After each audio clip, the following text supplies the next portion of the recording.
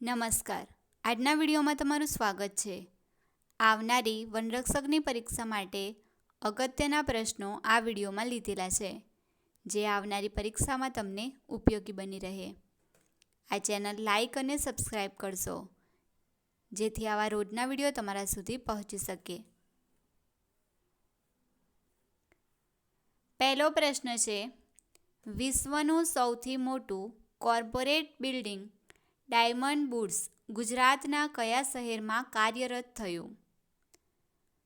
તો સુરત શહેરમાં વિશ્વનું સૌથી મોટું કોર્પોરેટ બિલ્ડિંગ ડાયમંડ બુર્સ કાર્યરત થયું છે.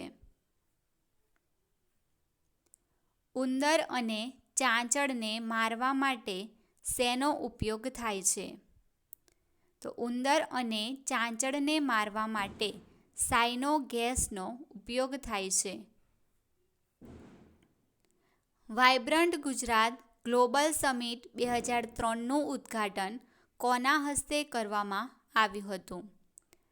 તો નાયબ વડાપ્રધાન લાલકૃષ્ણ અડવાણી દ્વારા વાઇબ્રન્ટ ગુજરાત ગ્લોબલ સમિટ 2003નું ઉદ્ઘાટન કરવામાં આવ્યું હતું. ઉત્સેચકો મહદ અંશે શેના બનેલા છે? તો ઉત્સેચકો એ પ્રોટીનના બનેલા હોય છે. કયો રોગ બાળકોમાં માનસિક અને શારીરિક વિકાસને ગંભીર અસર કરી શકે છે? તો લેડ પોઈઝનિંગ, જે બાળકોમાં માનસિક અને શારીરિક વિકાસને ગંભીર અસર કરે છે.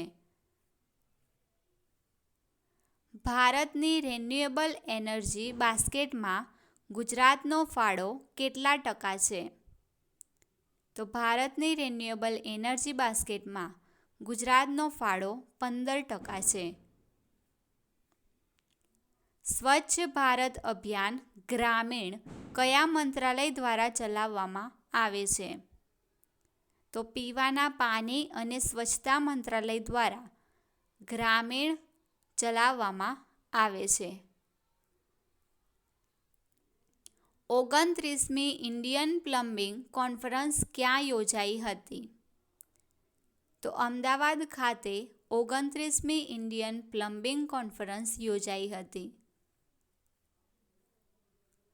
શ્વાસમાં ધુમાડો જવાથી આરોગ્ય ઉપર કઈ અસર થાય છે?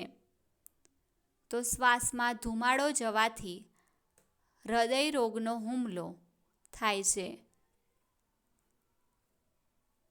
પર્યાવરણ સુરક્ષા કાયદો કઈ સાલથી અમલમાં આવ્યો? તો પર્યાવરણ સુરક્ષા કાયદો 1986થી અમલમાં આવ્યો. કયા રાજ્ય દ્વારા ફાયર સેફ્ટી કોપ પોર્ટલ લોન્ચ કર્યું? ગુજરાત દ્વારા. મુંબઈ ટાપુ અંગ્રેજોને કોની પાસેથી મળ્યો હતો?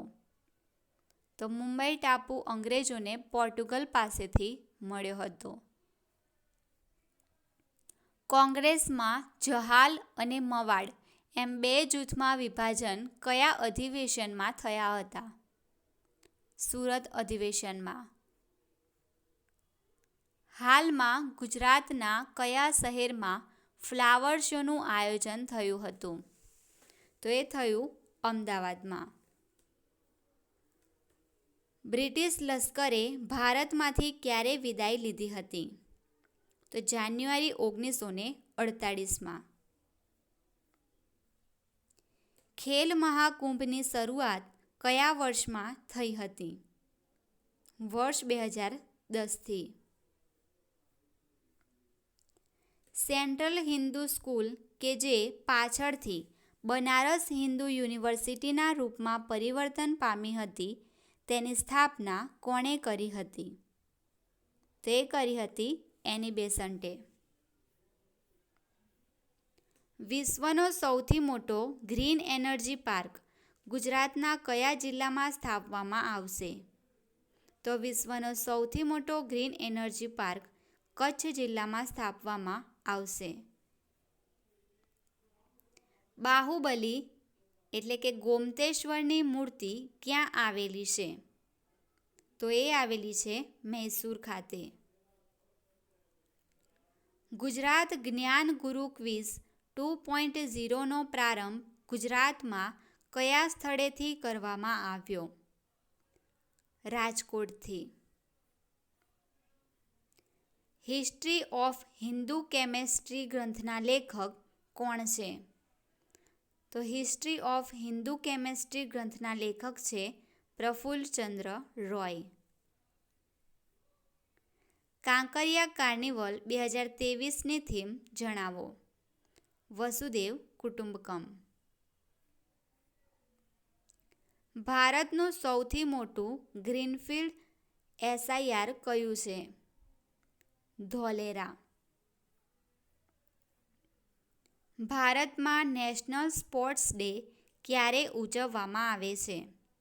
તો 29 ઓગસ્ટે ભારતમાં નેશનલ સ્પોર્ટ્સ ડે ઉજવવામાં આવે છે.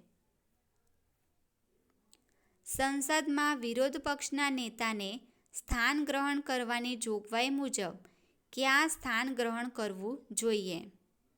તો અધ્યક્ષની જમણી બાજુએ. કોઈ ગુના માટે દોષિત ઠરેલી વ્યક્તિને થયેલી સજા માફ કરવાની, સજાનો અમલ મોકૂફ રાખવાની કે તે સજાને હળવી કરવાની સત્તા રાષ્ટ્રપતિને બંધારણની કઈ કલમ દ્વારા પ્રાપ્ત થયેલ છે?